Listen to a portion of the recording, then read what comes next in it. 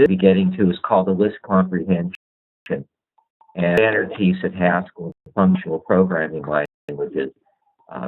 You can do things in very few characters with Python. So to call up Python from the command line, you can exit from the command line. You can also create and simply do something like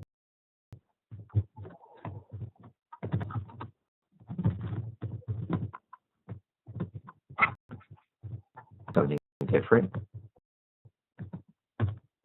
Say, I'm using a text editor called Notepad++.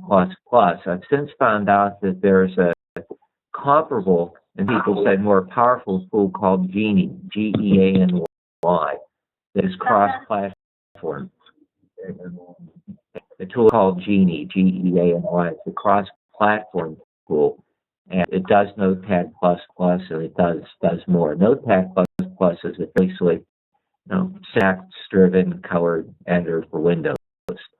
So I saved this program, and I will kick up the view to make it a little easier to see. Zoom in, zoom in.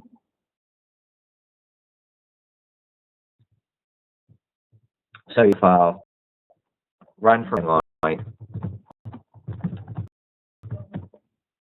that I can't read my own typing. Again, comes out, and it comes out because Python operates in two modes. You're in an interactive session, the double sign and print. Those are called expression statements. Python aren't enough to put to the screen. From inside a scope, that's a function or a file, executing the file, you need to add on to print what you have. Okay.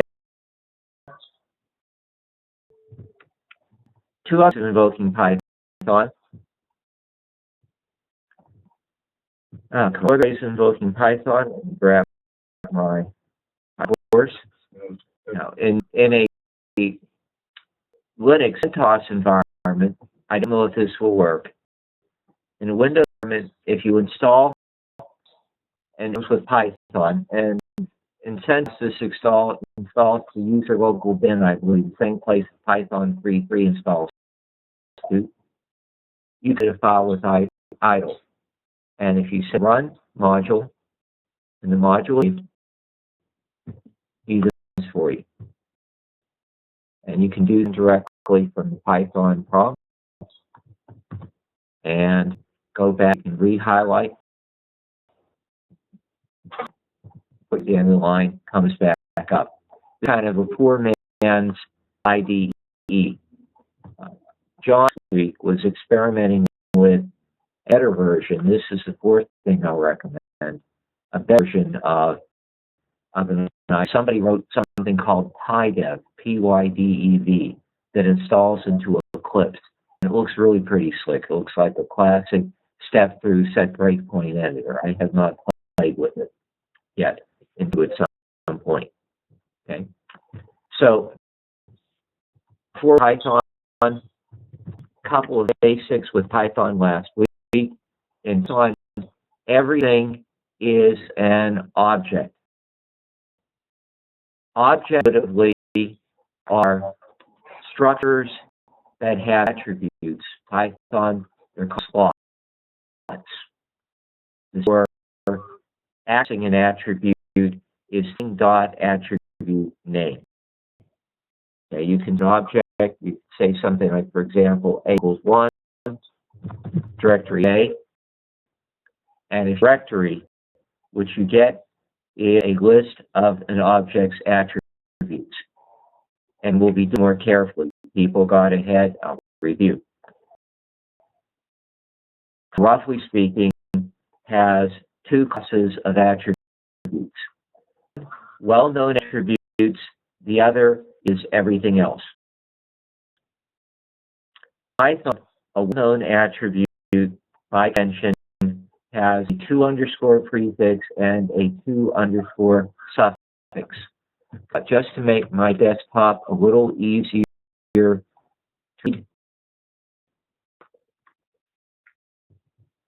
flat and narrow, I'm going to leave this like that.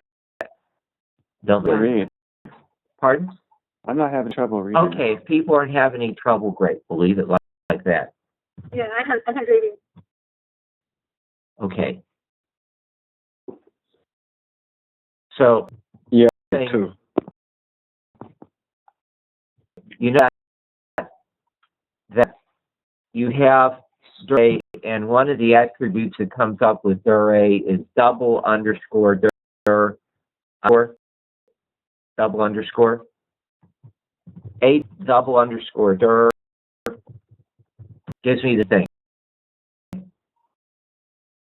What you have on is with the interpreter for certain well-known functions and operations,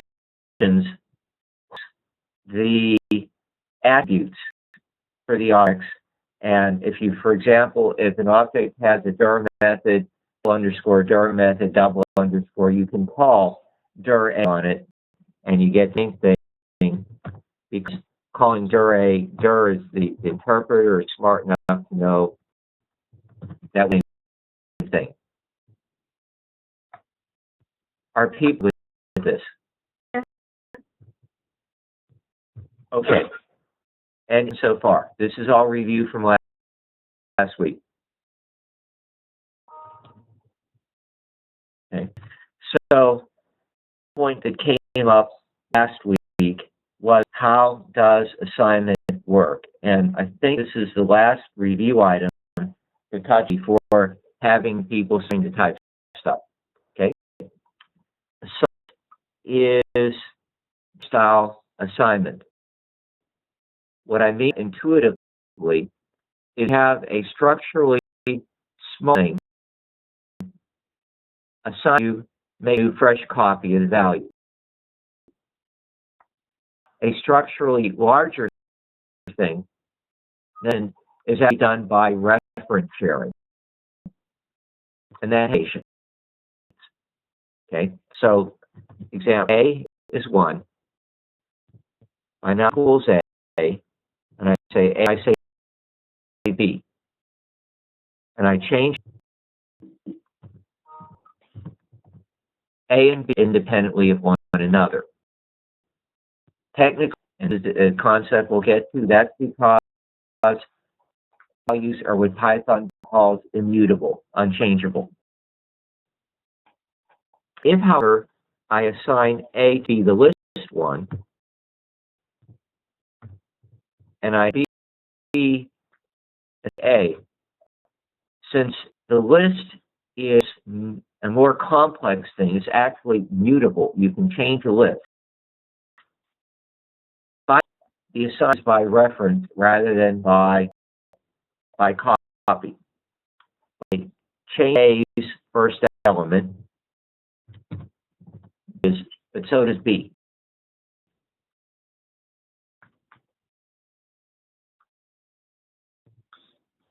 Any questions?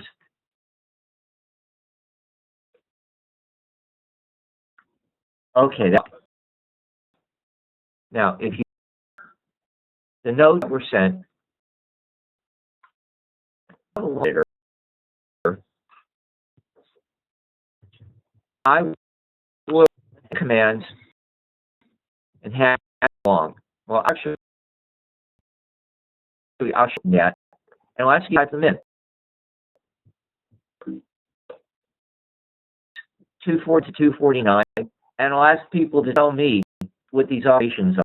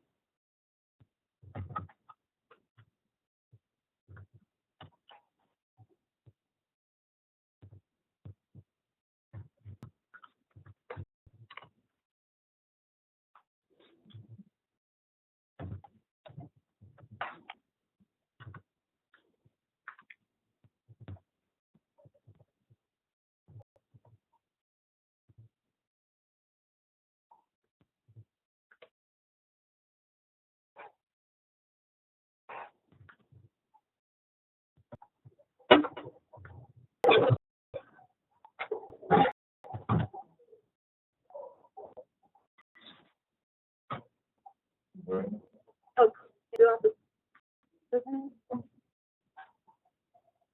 also.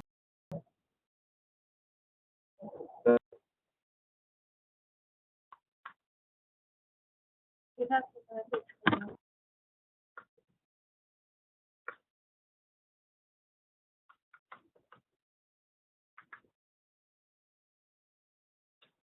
You let you coordinate this. Tell me who you think people are and oh, I agree. Right. Exactly.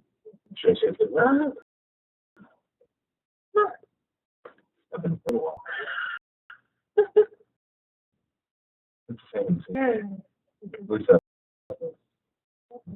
I think it's, I don't know.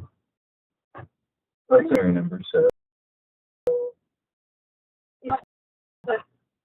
Yeah. Okay. Square, times square. Yeah. So, Okay.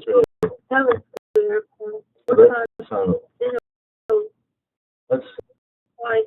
49 plus 3 right there. So it's complex, right? It's real imaginary. So negative 49 is, so 2 days in square. Okay. That's fine. Python is the engineering convention. A lot of work with math was I is the root of -1. The old engineers convention, I believe, is J. Is that correct?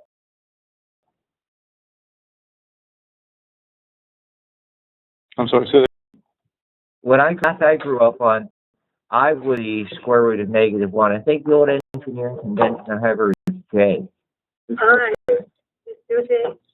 So that should be fine. No, math is I. But he's right. Why? Yeah, just the-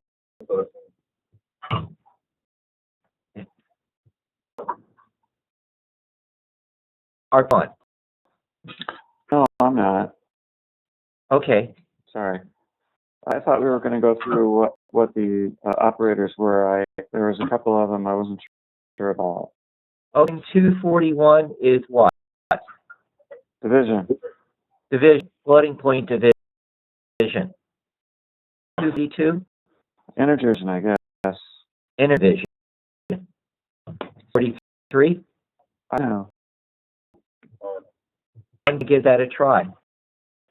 Is it reminder? Reader. Modulus. Yeah. Oh, mod function. Got it. Okay. 243. What about time? Multiply. 2. To the third power.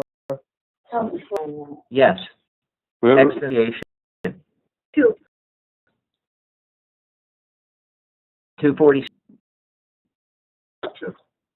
Bit shift. Bit Bitch. shift. Yeah, that's shift to the right. 7. It's binary and Charles figure out. Yeah, it's the effect of dividing by integer division by 2. Same with multiple. And we're looking under section 3 on line 240. Okay. So Paul, Independent. Paul, 5 by 2. Patty is now here. Where'd Ron go? Okay. Let's pause a second while Patty gets called up. While we're pausing, I will show people who are here another feature of Python, how I learned a lot of my Python while Patty's coming online. When you install Python, in the Python 3, okay, Python 3.3, you have under doc, the compiled help module. The compiled module is exactly what you get when you www.python.org and click on documentation. So, tutorial is a fairly rushed tutorial. What I'm here is I'm going to be more deliberate.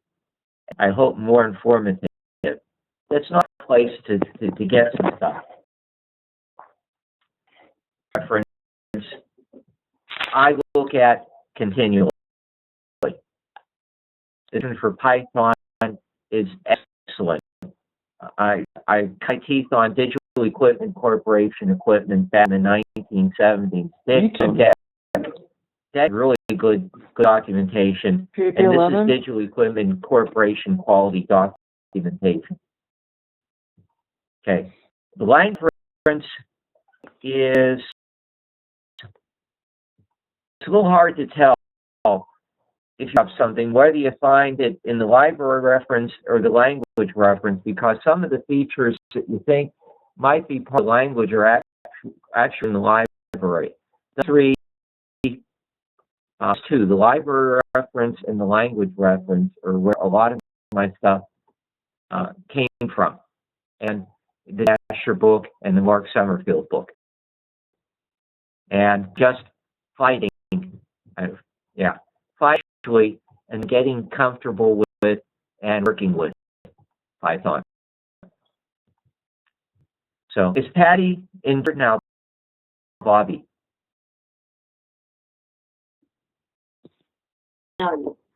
Yep, she's home. We got Python back. So I think we're move along. What we have done, Patty, is review basically what we did last week and gone through initial examples that show the Python map that show the bit left, bit shift right, and complex value. And I'm walking through the document that I sent, and I'm now about to have you drop down to lines 256 and 57. Before there, Python library, you access to the Python library one of two ways. Self brings in certain standard pieces of the library when Python cranks up. And Python does have the equivalent of a .rc file, a resource config file, that you can stuff in and ask for additional sub-libraries that don't get loaded when Python first cranks up. With the .rc, I haven't played it enough to know it off the top of my head, and I would have to go back to Python setup and use it. And if you were a serious Python application and you wanted the library to come in, that would be a way of assuring that your initial environment had the pieces that you wanted. Ordinarily, I just use the import statement. We'll do the import statement a little later on. There are two variants. There's import blah, which brings in the library, and there's from blah, import blah. Okay, this is from blah, import blah variant. From math, which is the Python math library, import log 10 and what I like you to do is to try typing in statement 256, then type statement 257, and see what you get. And I aim on my keyboard. Rather type it, I'm going to cut and paste. No, maybe for some of these, I will type myself because that will give me a read on how quickly people would be working. Okay, some math import log 10 seal.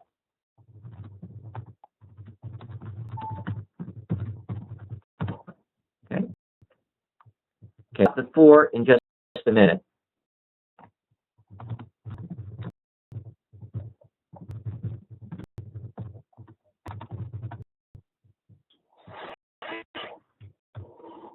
I'm just going to cheat on this.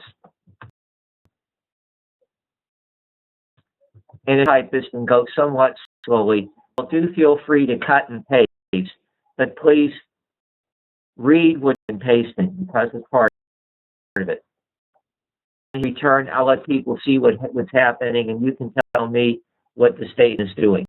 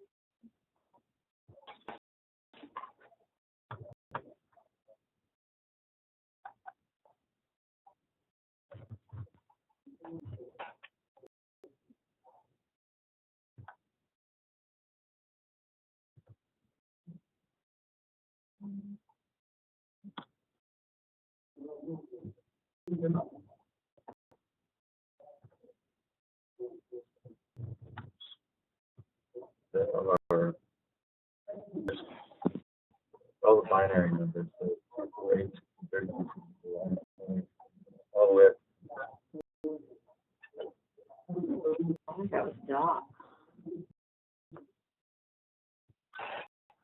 Maybe just waiting for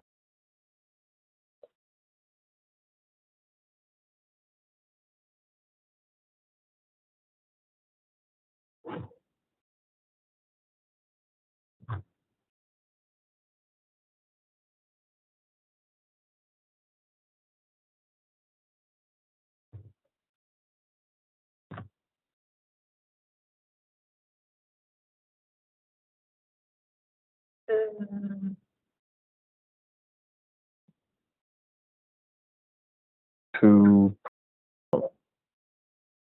Okay, so what is this telling you? Adam Van. What is it, 10,000? Or steps of 100? I think it's steps of 100. yeah, I don't get those numbers either. Wait, which Python are we working with?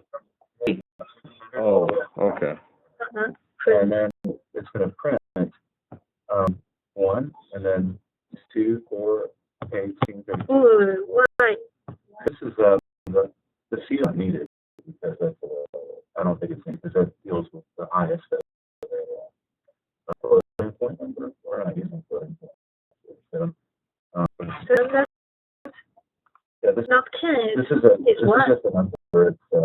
It's going to print Like 1, 2, two and then times. 2, 4, 8, 16, 32. So this is the component itself. Well, 10, 2, 3. Oh, wait, 2 squared. Wait a second. Wait, one. Right. So 10, that's good. whatever. Oh, I see. So this is a floating point number. What's the result? 2, 4, 8, 16, 32, or whatever that is. And then I'll leave that. And then that logarithm of 64 or whatever it is, up to the integer. And then this is the square of or this is just 2 to the I power. Right. So this is Two like I power so this number, this is this number. This number is going to be logarithm of that number. Which is going to feel. So let's have this part. Feel is that before.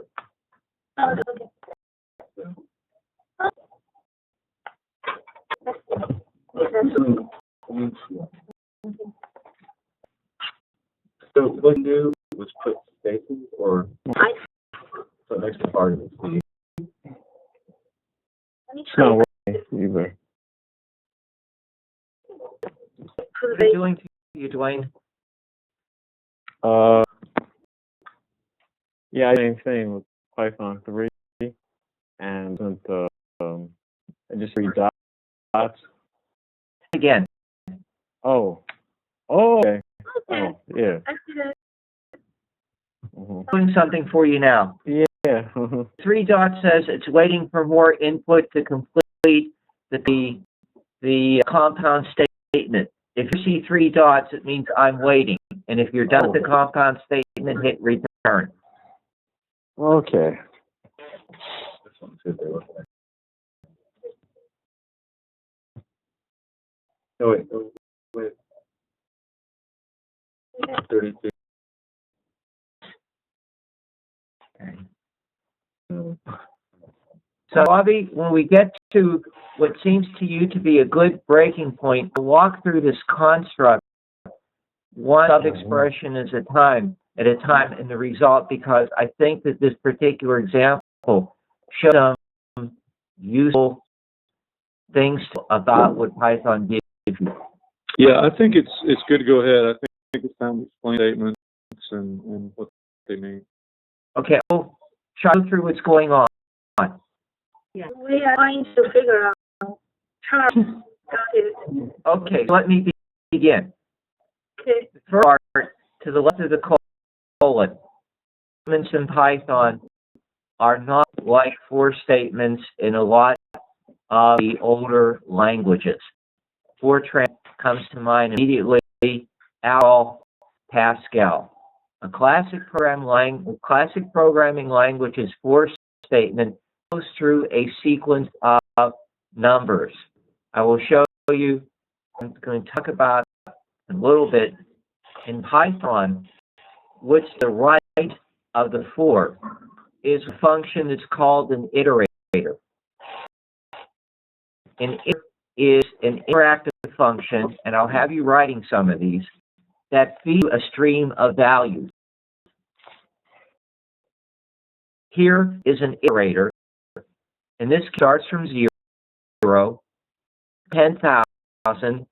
Last number is a step. So 100, 200, 300, 400, but not including 10,000. Rate a semi-closed interval. The lower range is closed, the bottom end of the range is open. Since there is the largest value that under is less than 10,000, the stops there. But that's too in Okay. Is there to whom that does not make sense? Because I can break this out a little bit clearer. Would people like to see a better breakout? Here's the values.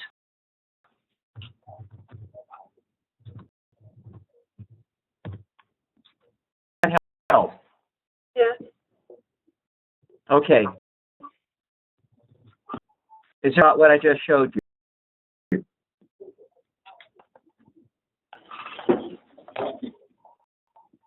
And are there any questions in the room? Does anyone have any questions, for example?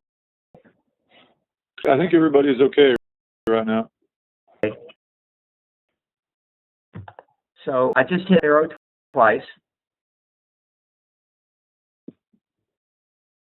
And now if I do the print, things about Python is attack a problem in small steps.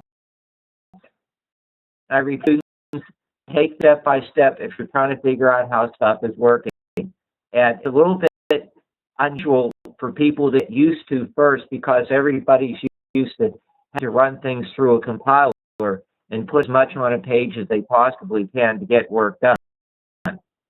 It's not a way to work in this language if you're trying to learn constructs.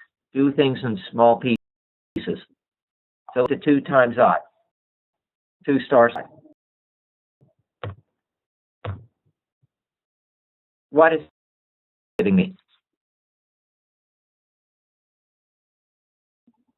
What does star do? Next.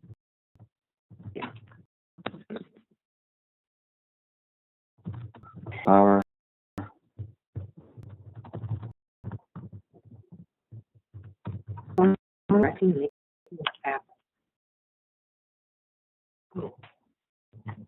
Okay? So seeing that, what's getting me?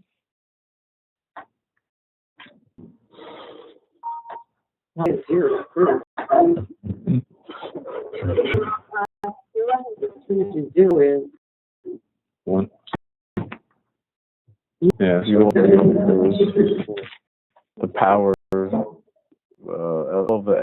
print all the exponents from 2 to the, or all the way to 2 to the 10,000th power, and That off really more specifically to the 9900th power. Yeah. Right? Because we don't do the range issue a semi-closed.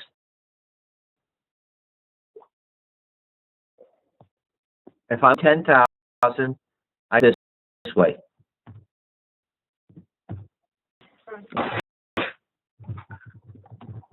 One.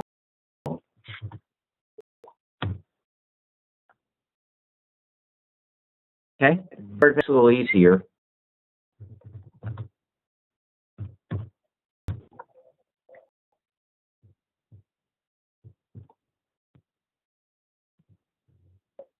All right. There. Okay, sorry. Is that my screen is not sized properly, and I'm going to do properties for the width.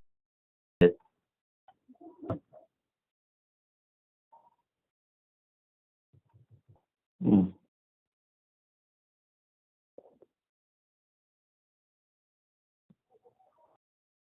Okay. Okay, so if I do this, I'm just going off the screen. Well, I was going off the screen anyway, but let's see if I enlarge it. That's better. Is that a little clearer?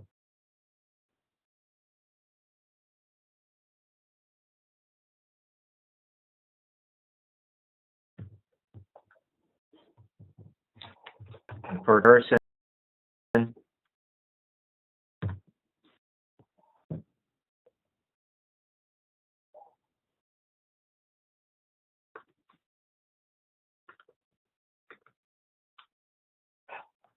Okay. Yeah. Hong. Try okay with this. But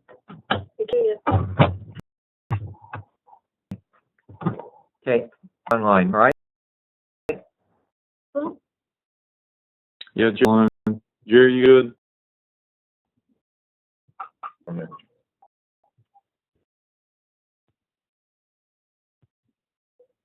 So we assume you're okay.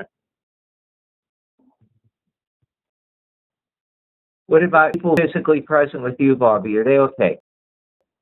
Okay, but. I said she's never okay, but she's okay with this part so far. Okay. physically present's a different story. I'm not okay. You're not okay, but that's okay. That was actually titled a sermon back in my college days. So, other interesting point about this example to me is that Python does big nums. Okay. The word my computer is 64 bits. Some of you may even be running on a 32-bit box. Doesn't matter if you have values that can be manipulated as integer strings. Python is smart enough to make the transition between arithmetic over numbers that will fit one computer word and arithmetic over numbers that span multiple words. Notice, however, that things start to slow down as the size of the numbers get bigger. This other expression, what is this, anybody, what is this particular piece of my original statement doing? Any guess? That everything.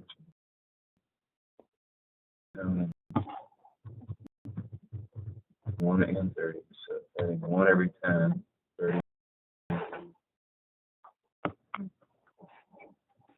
Added. Adding 30, and then adding one after every so many.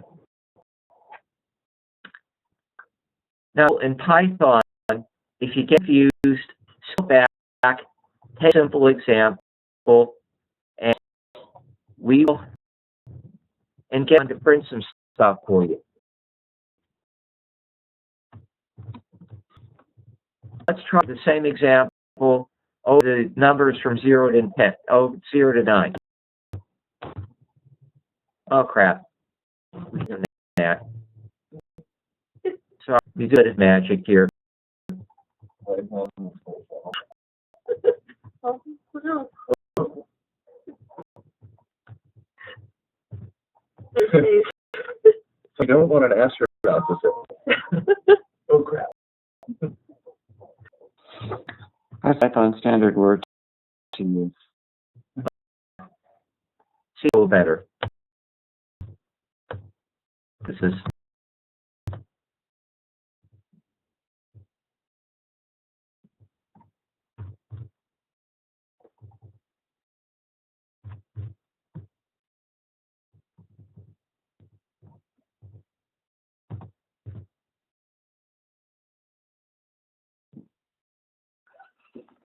missing here?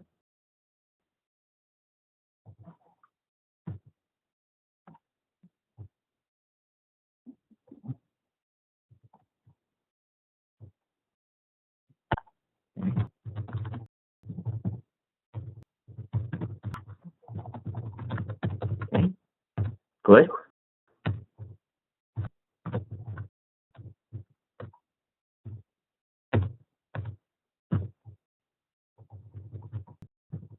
Okay. Give me a second, get my example working.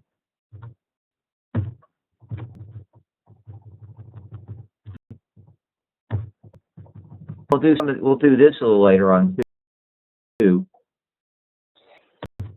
Okay? I was trying for before.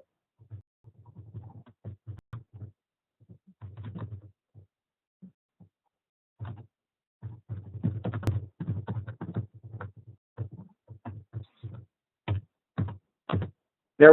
Okay. So what is that doing?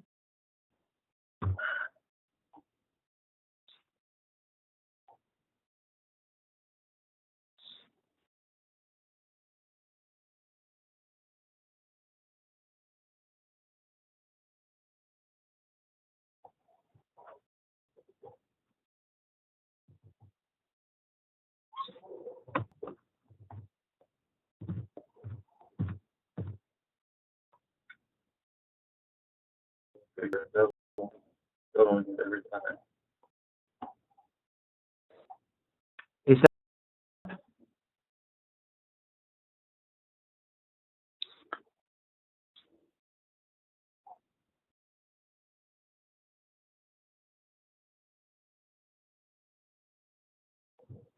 that a help? Yeah. Okay. Charles,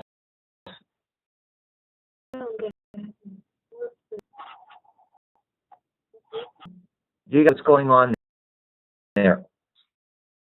I So this here, he's taking, oh, so it's a log, so this is the log of this, 42486. It's a log of it, brought up to this, brought up to the next highest, float, highest integer. So the logs 4 and 8 are less than 1, so it's brought it up to 1. And then the log of 16, 32, 64 are less than 2. No, it's not multiplying. That's a log base 10. It's not log of. Oh, okay. Now I got it. That's a log 10 times. Okay, I got it. All right, we're good. We got it. What? Yeah, 10 log. Okay. And Is your group, Bobby? okay.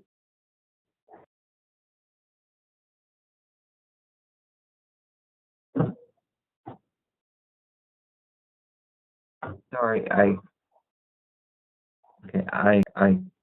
can't hear. Can you hear me now, Phil?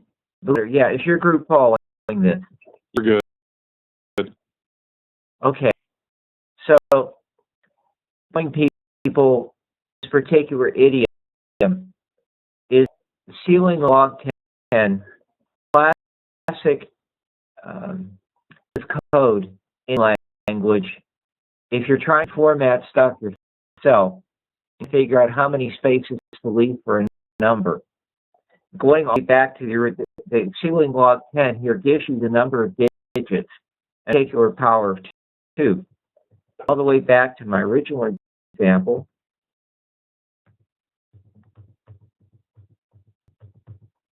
Where are you?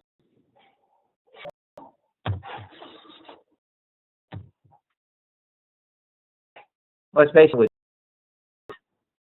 it's half a 2,181 digit number as was essentially with a 1-digit number. So this is one of this particular language. You do not get flexibility of working with numbers in a lot of languages. In Java or C++, for example, by the time numbers of any size, you're either with floating point or you're working some sort of a special package rather than a built-in that gives you this ability for what is called big num processing. Okay. Shall I move on? Yes. Okay. So, one of my styles, what as I emphasize when I teach languages, is familiarity with the points. What are the subtleties? What are the little things? How does the language come together? Okay. Knowing that Python deals with arbitrary large numbers, you have a piece of the language. Another important piece of the puzzle is Python deals with truth and falsity. Approach to matching Booleans is like the language that's typically implemented in the language it was born from, C. In Python,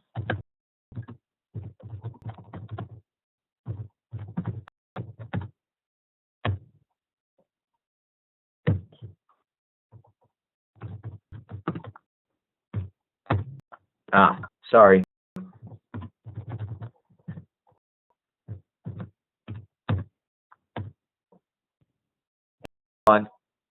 If Taylor value and are both false.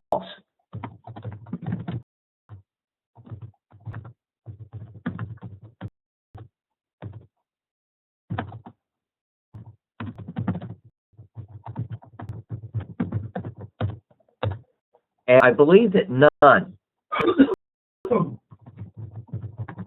is also false.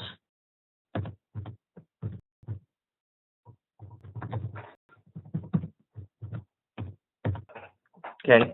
If you've coded any SQL, Python value is much like Python, like SQL. Well, not in many ways like Python's. I mean, SQL null, like Lisp nil, or I think Sharp has a nil too, right? From C Sharp. Python's value corresponds to that as none. In Python, none and false are all false. Anything else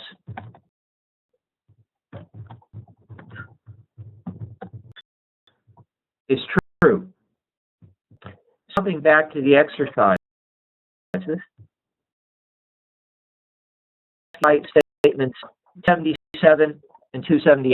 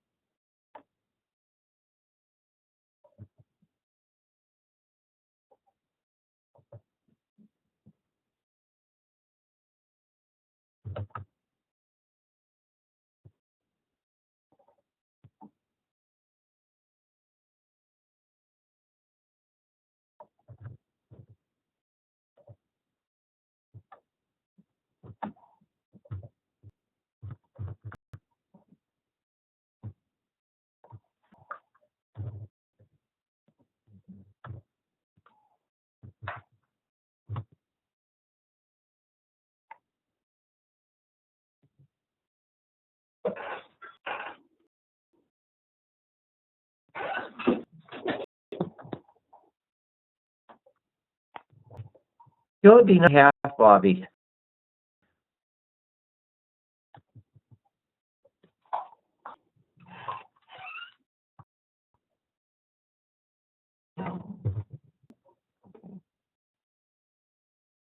Bobby, there. Here, can you hear me? Yes, I can. What's nice to have would be a way I could see people raising their hands. So I don't know if WebEx features anything like that. Does it? Yes. Let's see.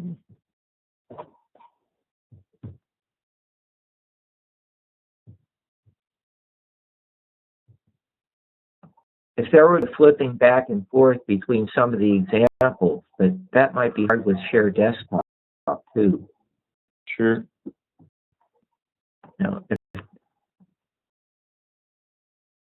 Just have to monitor. If anybody's got a question, just can either open up your chat and chat it through the Nix support, which is me, or ask a question.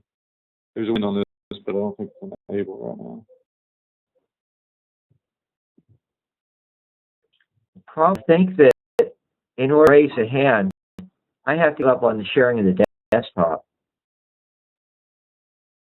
Yeah, I'm Phil, and I'll monitor questions. If anybody's got any questions, they can just send them to me in the window. Okay. Okay, so basically, versions of the if. I've shown you the if that's a block structured if, and I've shown you the if that's an expression operator. For those, the C language, if there's idiom in C, colon mark, if people is that. And if is much like the question mark. This.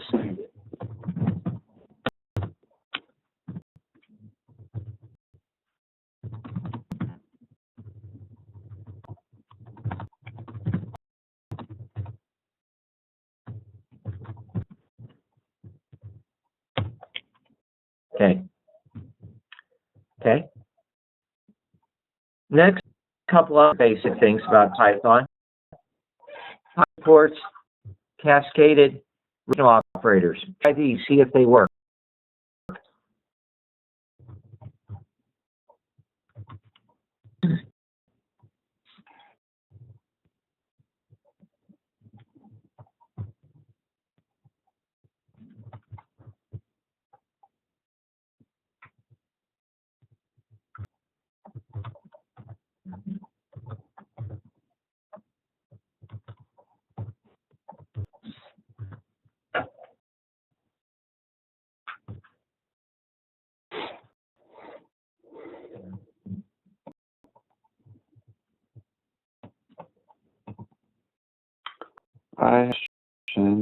Yes.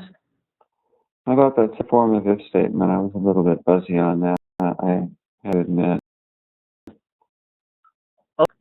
So, the sum of if was not a statement, it was an if expression. The difference in statement and expression, right, is a statement cannot be directly in other statements. Expression can be embedded in a statement. So I can say something like this. I'll combine a couple of things. Let's see, LB equals U equals 10. Right? Issue. I mean, classic construct in programming. A equals 3. A is greater than LB and A is less than UB, print in range. Okay. Each test in programming. I can to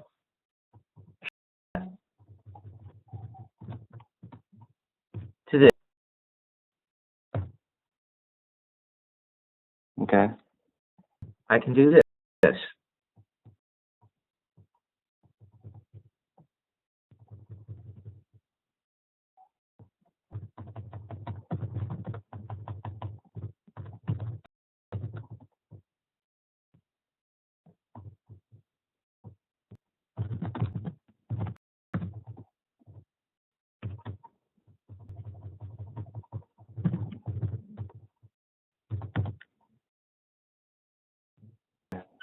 Does that make sense?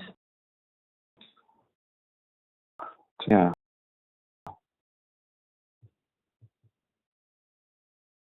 Okay. The difference is that if you're going to use the first form, the block extent form that I've shown you that hangs on its own.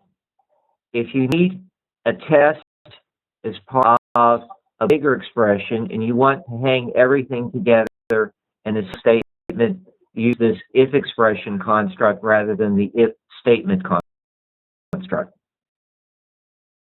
Mhm. Okay. Move forward. So, no questions in. Okay. Okay. Now this next one is a longer example, and if you like, feel free to, before you start copy and pasting, a little bit about the example. You've already imported ceiling and log 10 into your current session. When you work, unless explicitly discard report the insists for the duration of the session. So you will re-import ceiling or log 10. You will, however, want to say import sys. And sys is a library that gives characters of the Python environment. The character that I'm using a little in this particular example, and I will do more with the structure of Python when I get past these initial examples, but these additional examples are geared towards basic built-in types. I've shown you something about integers. I've shown you a little bit about truth and falsity. I now want to show you a little bit about floating point in Python. Then we move past floating point, we will do strings, and we will work our way up and build on top of what I've shown from step to step. Floating. The client issue when you're working with floating point is imprecision. This particular example is geared to show that Python has issues with imprecision like any other language that we have floating point for. And it also shows you a strategy for dealing with imprecise computation. That was a book I read years ago by a guy named Henry Lejard, Pascal with Style, and I committed to memory 10.0 times 0.1 ever equals 1.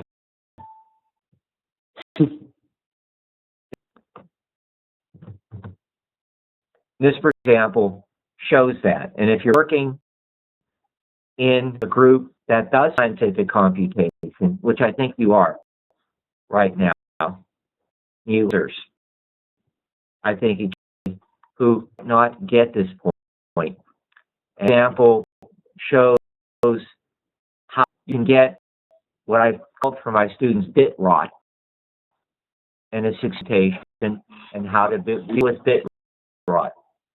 Classic strategy for dealing with bit rot, that is repeated computations, a value, you keep changing it, and with floating point is to against limit of precision. The limit of precision is in the library sys, and it's called something sys float info epsilon. Info epsilon is the smallest distinguishable value, the smallest granularity that Python will recognize in a floating context. Epsilon, however, the numbers become bigger. This is epsilon relative to values around 1. You're dealing with 10, 100, 1,000, 10,000, and in effect grows. The floating point values you're dealing with. So, with an algorithm where we're trying to test for equality, It's one thing to consider testing whether 1 point whatever is equal to 1 point whatever. It's another thing to test whether 10 million whatever is equal to 10 million whatever. And in this loop, because this is a reference, we'll show a little bit about how you can get off range if you simply naively say, is A still equal to B? And what you do is you say, is the difference, if you want to check equality, is the difference between two numbers less than epsilon scale? So I ask you first of all to import this. Then what I ask you to do is either to type in or give time, given the pace that this is going, feel free to paste what I have in block into your, or copy and paste what I have into a separate file and run the file from the command line. Once you want this to work, wait, be careful. I want to make sure that everybody has, again, sys2. So just bring the import sys down. You don't import Massio, but you can do that. Copy and paste this whole thing straight in session. Get it to work. Then what's going on in the example, a little bit more detail, and also back and reinforce about Python, use white space for block structure. Does that sound okay? Okay. Yes. Okay, this, by the way, is one of the most complicated examples in the set, and it's complicated because I thought it important to teach students floating point.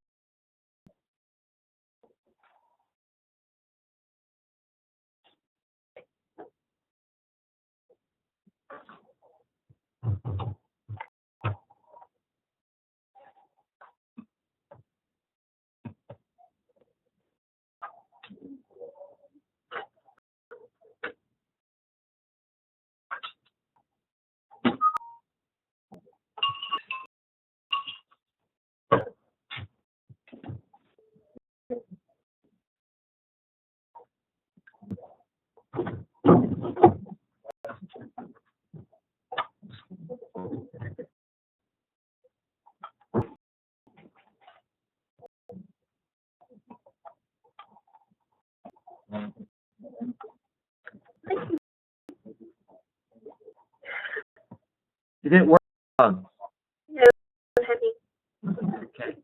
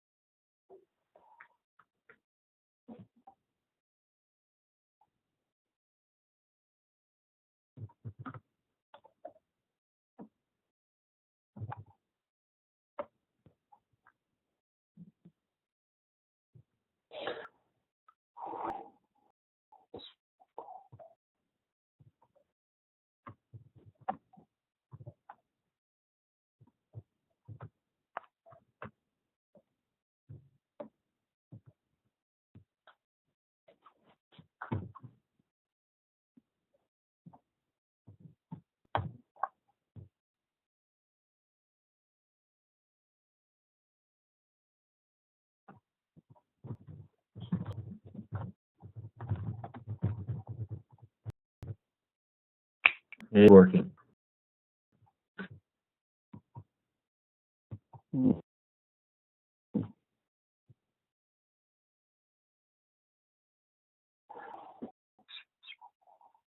Now,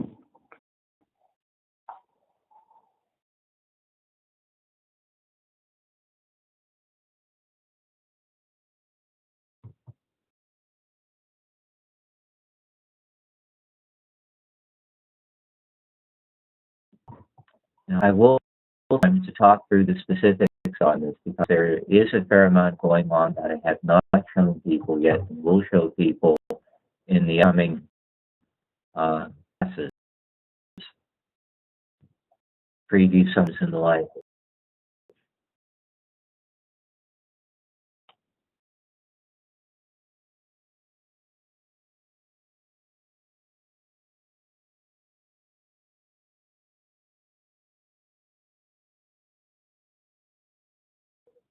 The cut from?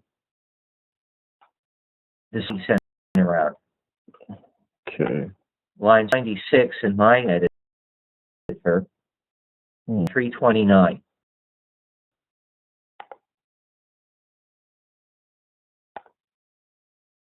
The first line, the line is blank line immediately before end of examples. You can take this well. Line is this. That looks in my head plus plus.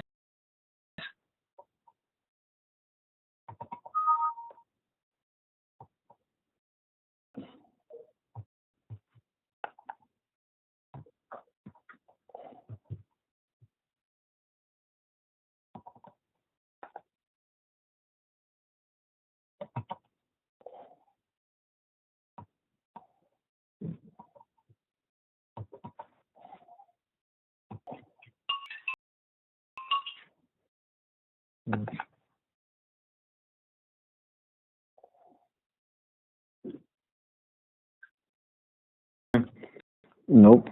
Where's those? They were sent out last week, 10/23 at 3:07. Oh, last week. Okay.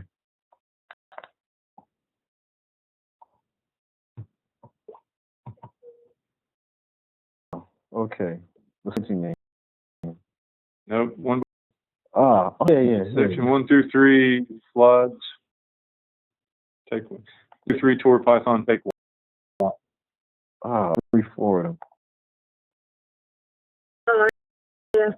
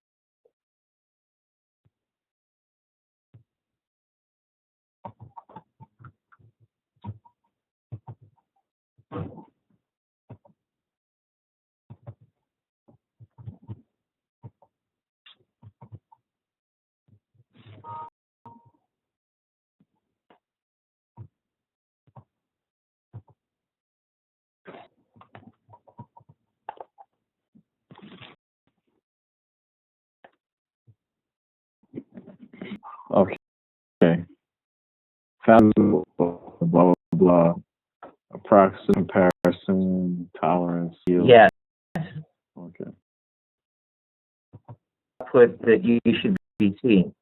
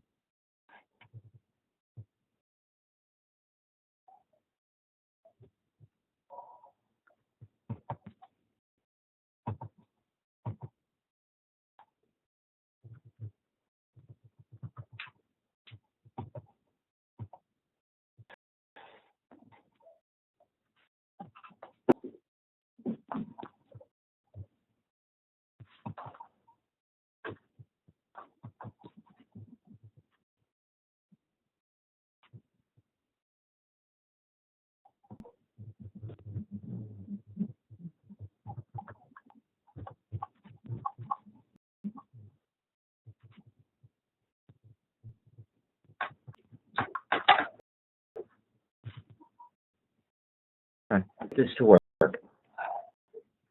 Yes. Okay. Dave, you get this to work? Yes. Charles, did you get this to work? No, I copied the file. And Not just lines 6 through 9. yeah, I copied that part.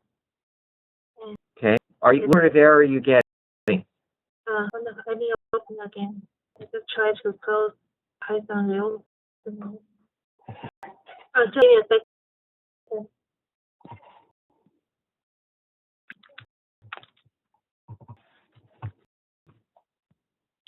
What specifically are you getting? Oh,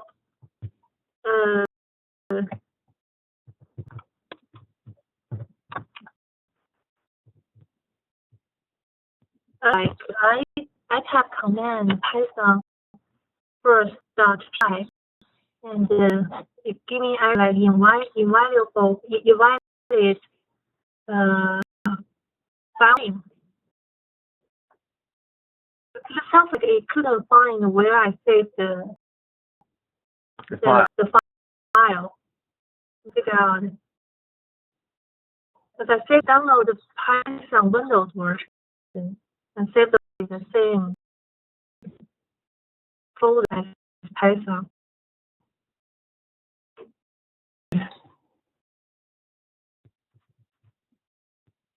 You're running Python in the same folder as you have the file. Yeah, Okay. just that's why it couldn't find the. Are the .py extension? Yes, Okay. use Node. The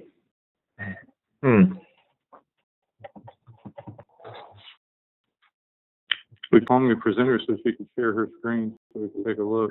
Okay. Do you do that as host, or do I need to do that? No, I've got it. Okay. So I'll be the presenter now, and you can share your desktop, and we can try to debug. Okay. Yeah, desktop. And now we're all screen.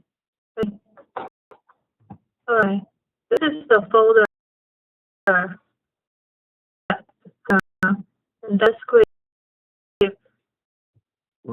Where I'm at. Okay. I need to get your screen up. My stuff is still. Your stuff is. You see my screen? Okay. I see your screen.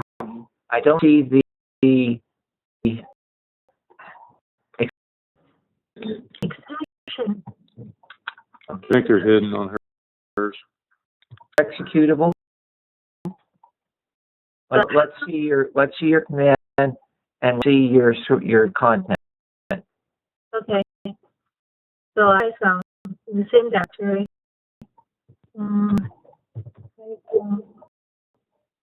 That's not, No. from the line.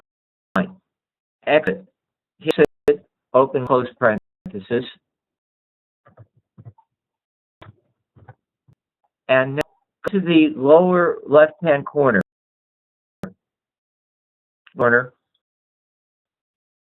The Windows Start, all the way to the lower left-hand corner. Type D.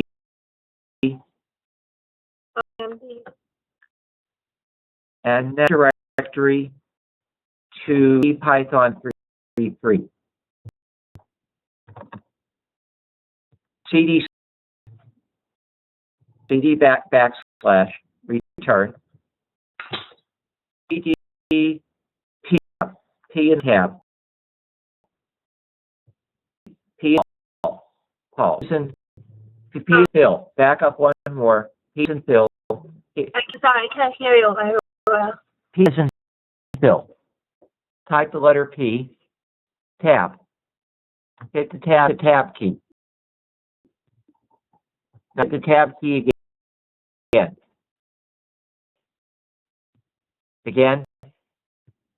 Again. I'll take Python first.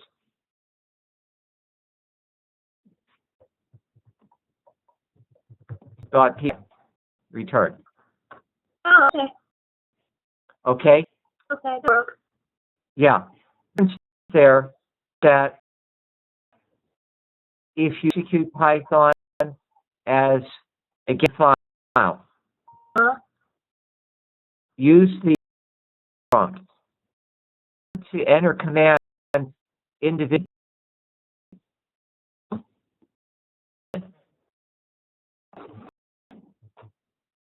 You're the so. Thank you. Does that help, Hung? Yeah. You know online. Okay. Who else is in the session? Patty, yours, did you get that to work? Yeah, cut and paste, it worked. It worked.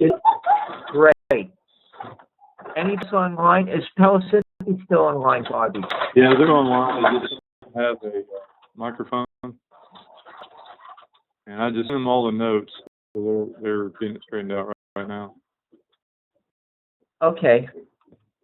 Just waiting for a minute, or how would you suggest? If you can hear me, just type me a chat if you guys are ready to go on or if we need to wait for a second. Or just out so I can hear you. Okay. Okay. So everybody who's online, are you good?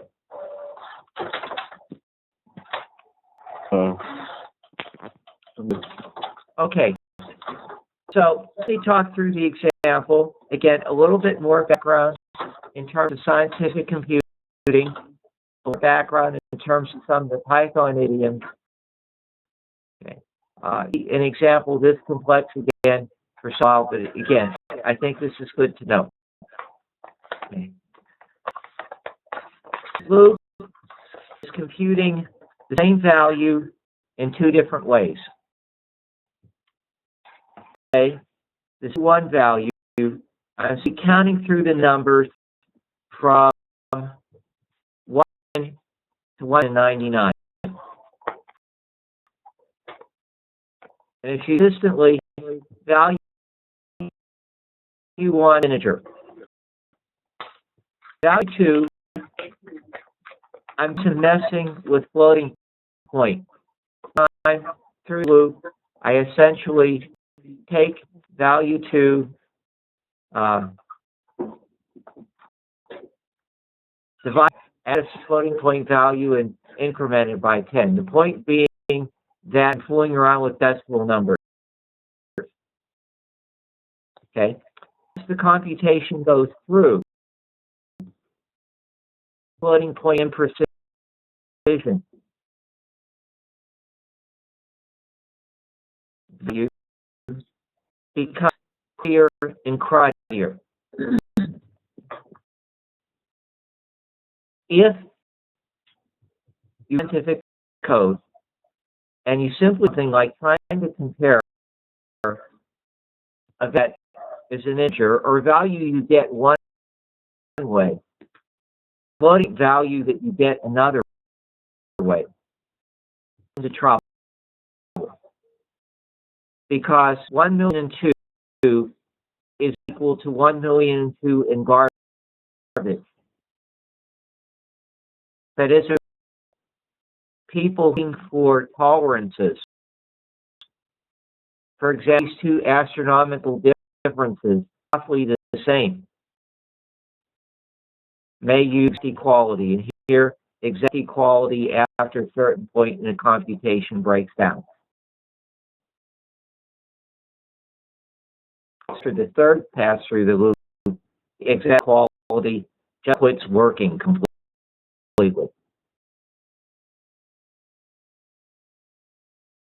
Okay. So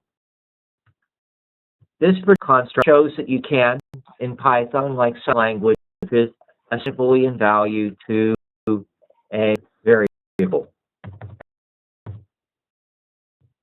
Sorry. Okay. Python say something like A equals 3 equals 4. That's, see, Hong, there, okay. Back in Python now.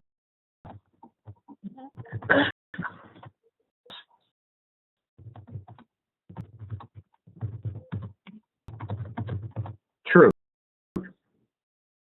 Okay. So exertion ends up down this comparison, which start value sys float epsilon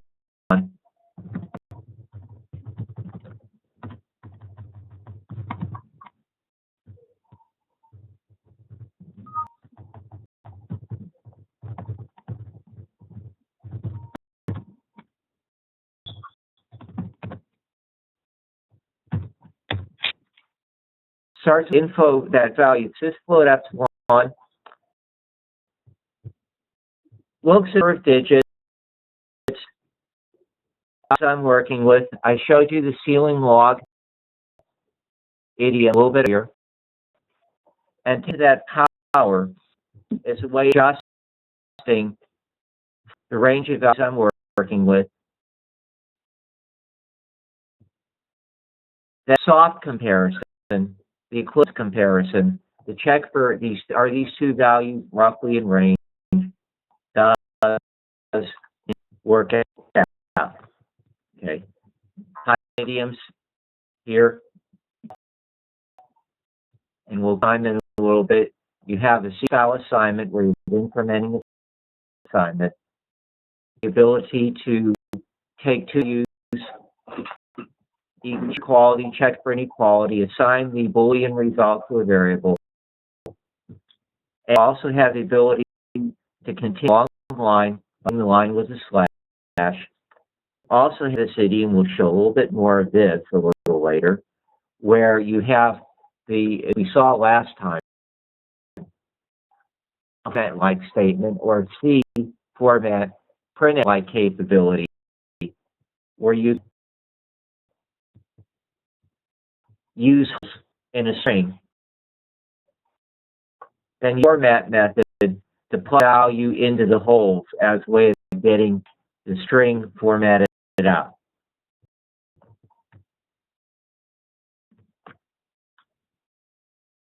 Once around for questions before I go on to some of the help convention stuff. To do this, but I do not want to lose anybody. This is the last time I will apologize for asking people what I hope is obvious. Dave, are you good? Good. You good? Good. Charles, there. He's not Okay, so he's good. good. Okay. Bob, okay. Yeah. Are you good? Good, too. Good. Yeah, good. Patty, are you good with this? You good with this? Mm-hmm. Yeah, it's good. Okay. How about the Pacific crew? Are they fine? Okay. Okay. It's about the Python universe. Different lines have different conventions, these standards for doing documentation. And the two ways of getting help interactively, if you don't take the time to call up the help pages, are dir and docstrings. People are already using the object that has the double underscore dir method to ask about its content. These are different methods that you can use to operate on an integer. These different methods you can use to add on to operate on a floating point method. I mean, floating verb.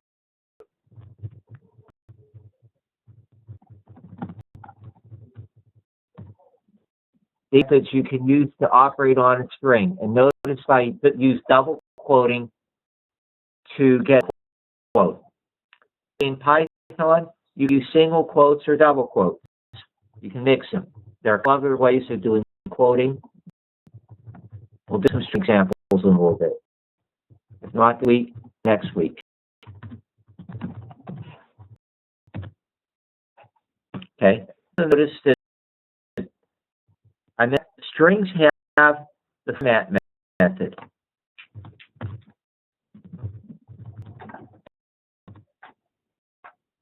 They don't have method, they have a format method.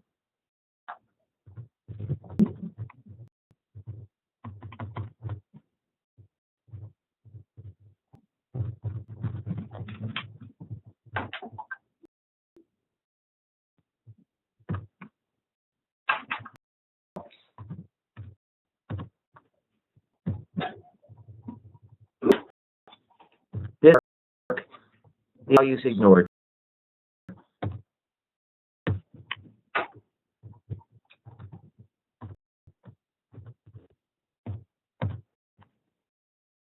Okay. And format method, you can also should be able to say this.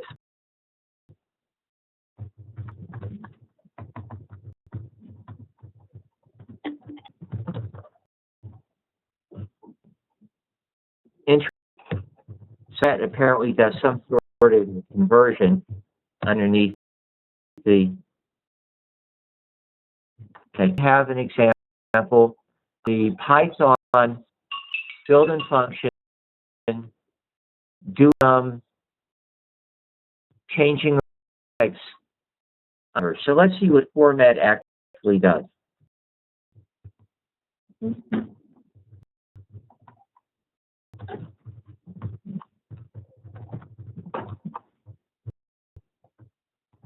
See this. And this is going to work, but let's see.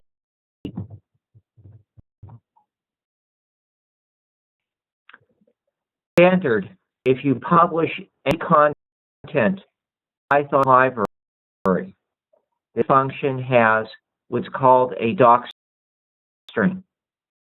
String is a string that is simply placed within an object. That's the object's behavior. Doc string always has the double underscore doc double underscore.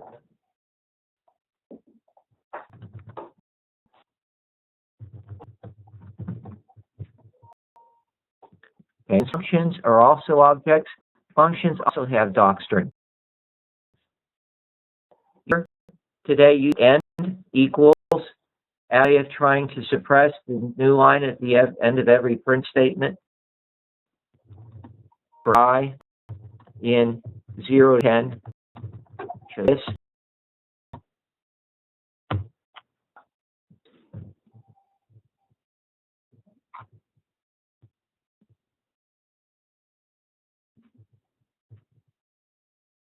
What?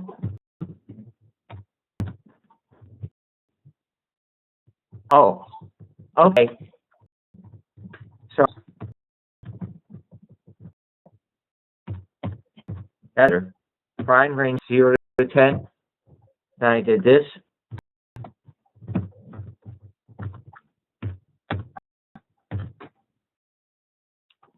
I forgot and from reading the print functions string. At one point, I thought I need to write out everything for the line. I had a bunch of values.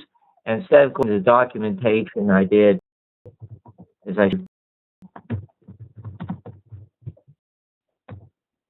okay, have you do is the commands. Sys, you've imported sys. Try sys.doc. You get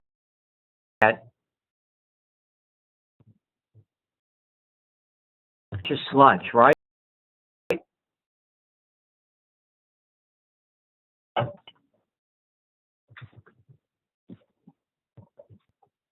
Then again with sys.doc.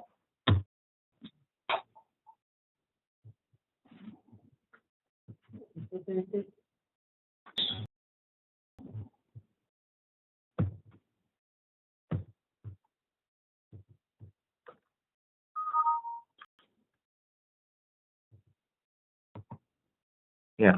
Jennifer, I want to grab some documentation for a piece Python that I would print command in front because the doc strings are set up with embedded new lines to make them printable.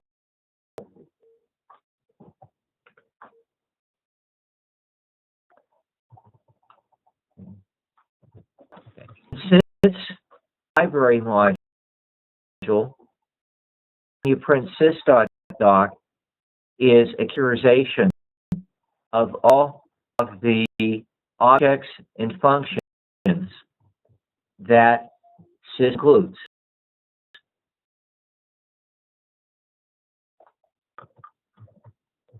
Sys includes an object called float info.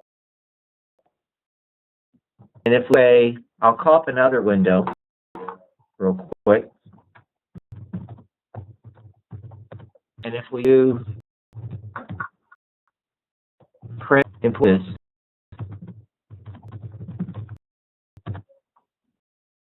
sorry, print sys.float.info doc, let's see what we get.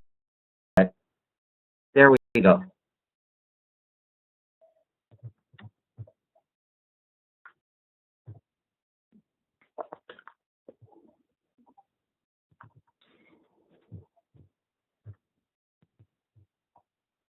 Okay, now what cool features, just parenthetically.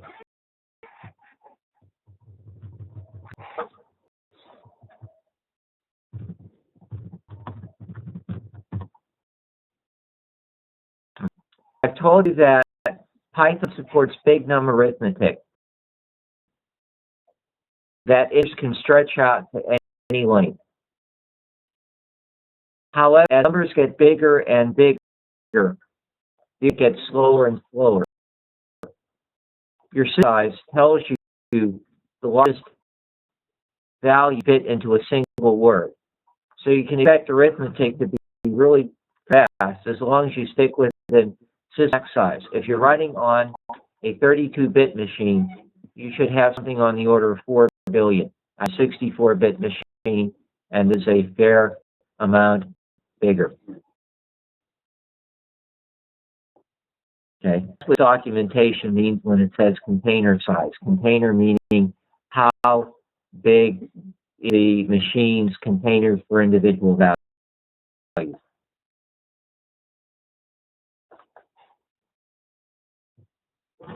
Okay, so key point here is that the docstring tools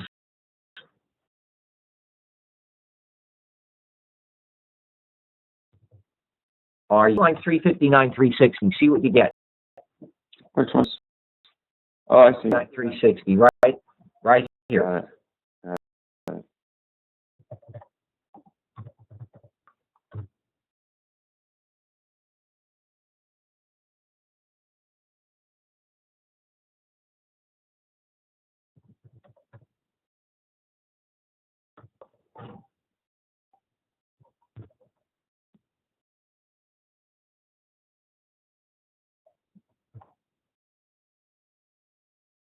Okay, need 357. I'm sorry. Need 357 because it's one thing to import functions from a module. It's another with the module's name. If from math import ceiling name available in your workspace that you have not made the math name available in your workspace. What line 57 says, if I have not yet imported math, if I don't have anything called math in my environment, go get it.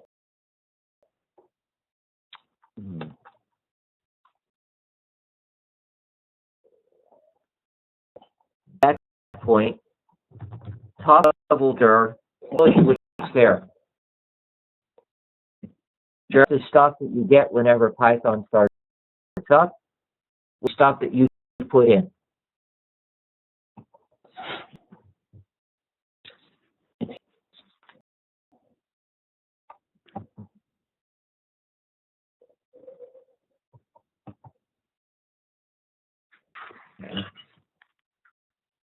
These lines.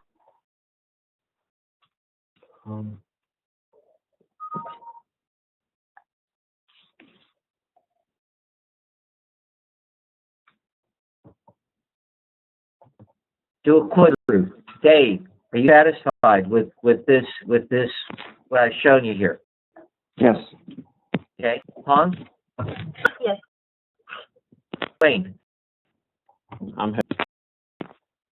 The ball.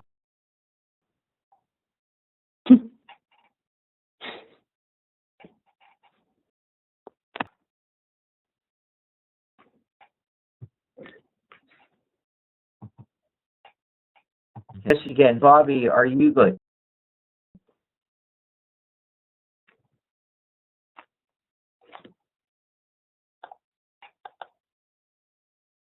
Hmm.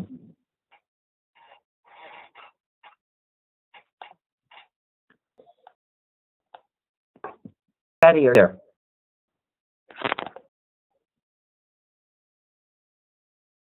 I don't know your camera.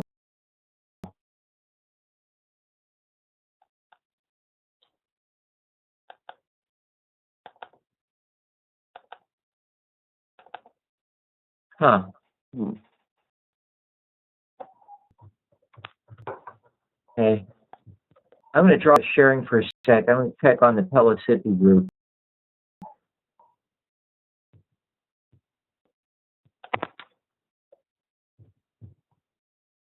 Okay.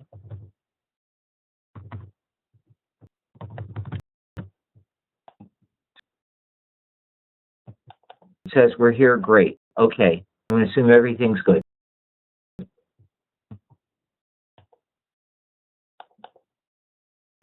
If they're next to a headphone, I guess that just means no microphone. Okay. Means mute.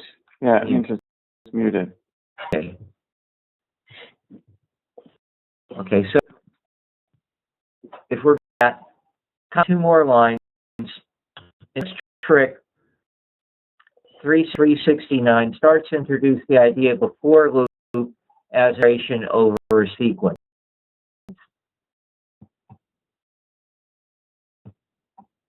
Brackets is a list.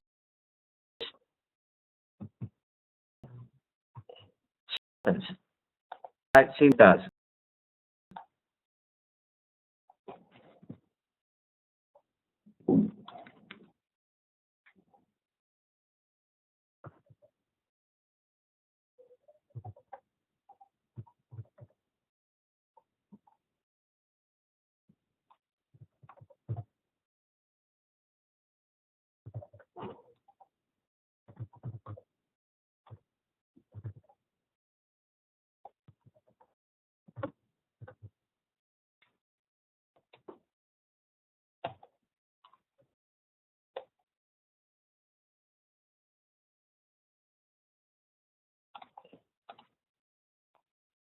Not working It's not.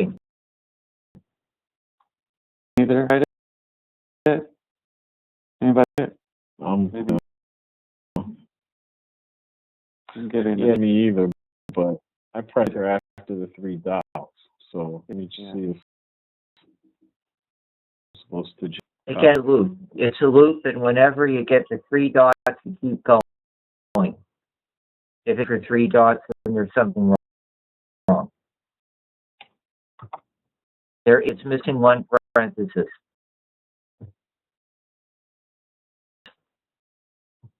Okay. No, sorry. What am I saying? Let me try it on mine. Okay. Copy it.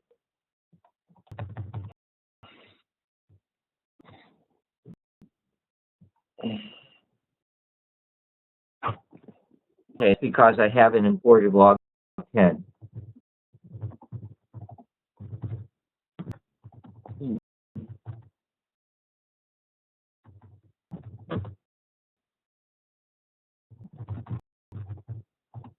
Okay, import apps because apps is the build-in.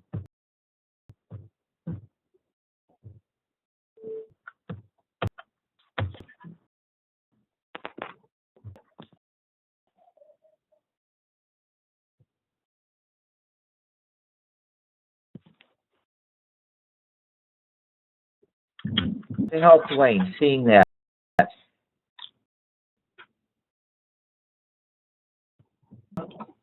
You just kicked us out. Oh, that's great.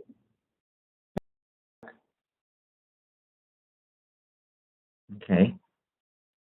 Are you good? Yeah, I'm good. Okay, get that.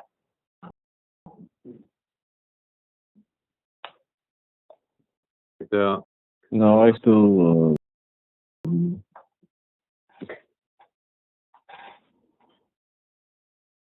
At least one space, you put at least one space in front of the print on that line after the 4. oh. Oh, yeah. Because print is nested.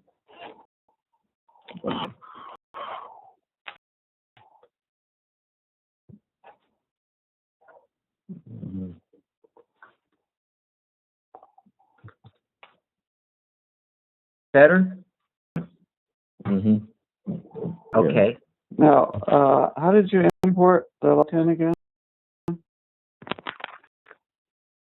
Sorry. Early, we had to, as part of the floating point examples, to do the statement from math import log 10. Okay. In and out. So I don't always have all the modules loaded. My Oh, bad. that's fine. There are some things that work better with practice, right? And from module import function, a really important piece of this, of using this language.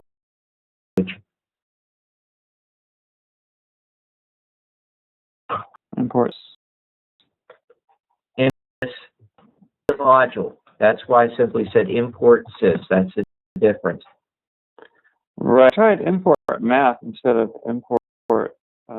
just log 10 and CO.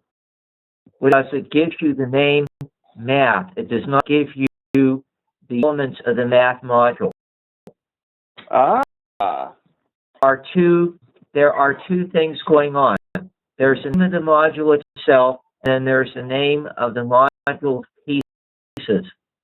And oftentimes what people will do is say, like, import math, and then we'll say something like math.co10, log 10.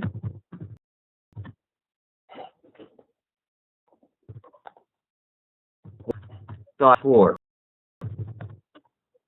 Okay. If I just have 4, I have it in 4. Import all of the things in math just with one statement. Math in R. Thanks. And then everything in math that the math module says is math's public interface. Okay. There are pieces in math that of a variable whose name I'll get to it a little bit later. You don't see them.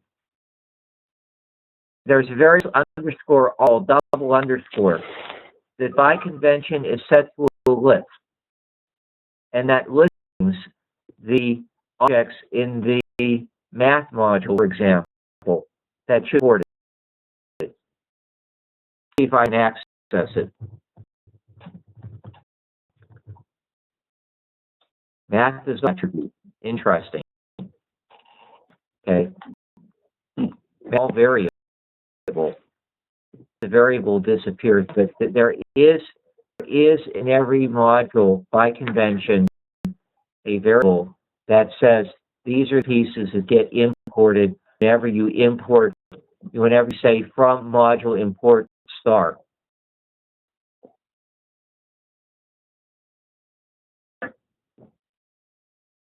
Okay. What's a little unusual about this example, it's true if the only thing you've ever worked with is compiled languages, is this piece of it. How many people here have ever worked in a language that has an eval statement?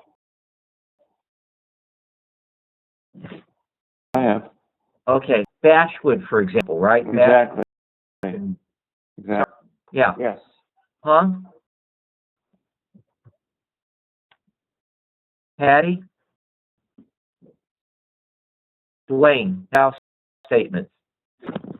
No. No? Or Bobby there? Yeah, we're still here.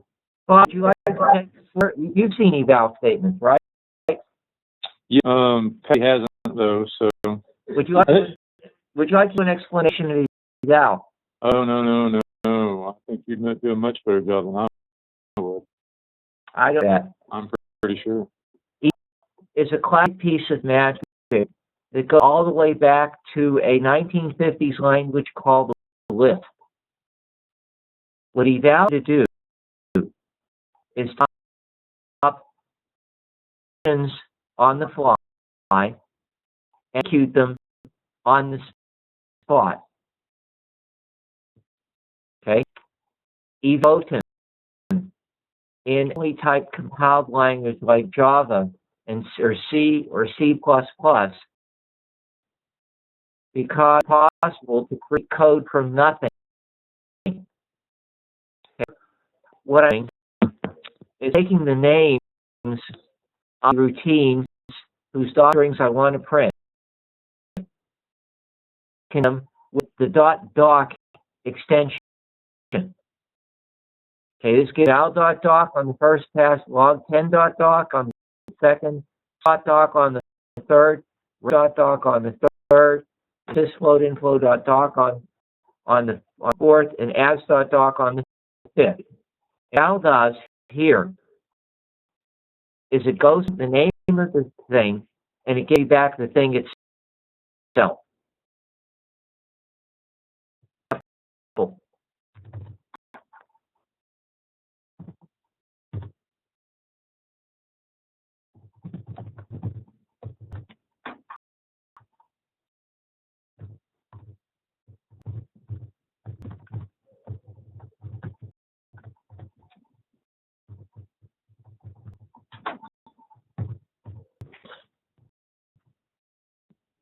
Sorry, let's back one step.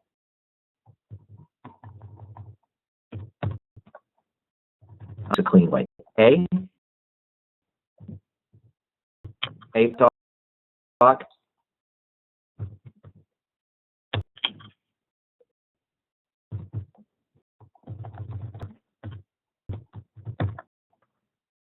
you will see the progression starting from here.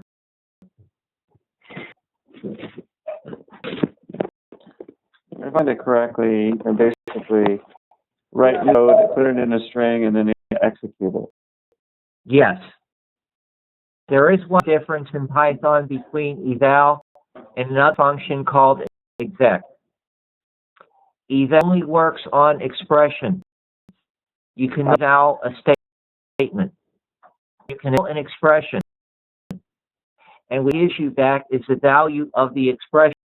So if I say eval 1, get back 2. Say eval 1 plus 1, 2, semicolon you can use to separate statements, right? Eval expression. There is something called exec.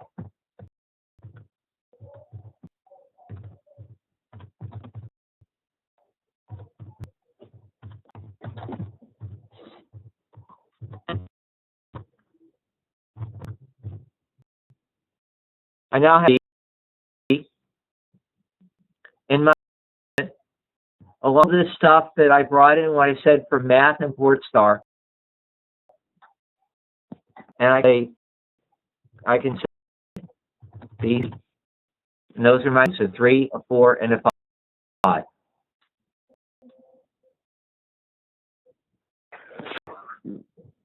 Okay, so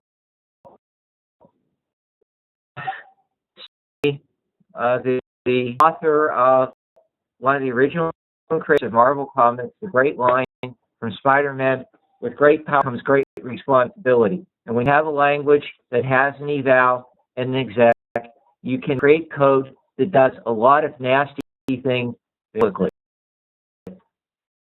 Now, nasty things in later sessions, okay? But to review where we got to today, got a lot of material, basically all the material on scalars. We talked about integers, talked about floating point numbers, we talked a little bit about strings, and I showed you how to help Python, and also from the compiled help modules that come with Python. And I showed some other constructs in passing that we will exercise more carefully in coming sessions. Block statements, conditional ifs, a little bit of Boolean. If you want to understand this material, I'd recommend go up to line 389 in the notes that I've sent. Try examples. If you study the Epsilon example more carefully, and we will pick up next Wednesday, whether I'm in Oak Ridge or whether I'm here, with struct strings, lists, associated arrays, which Python calls dictionaries, tuples, sets, and frozen sets. Are we good? Yes. Yeah.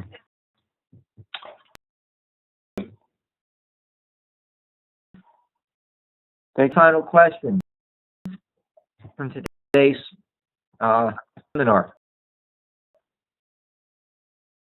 I think Jerry's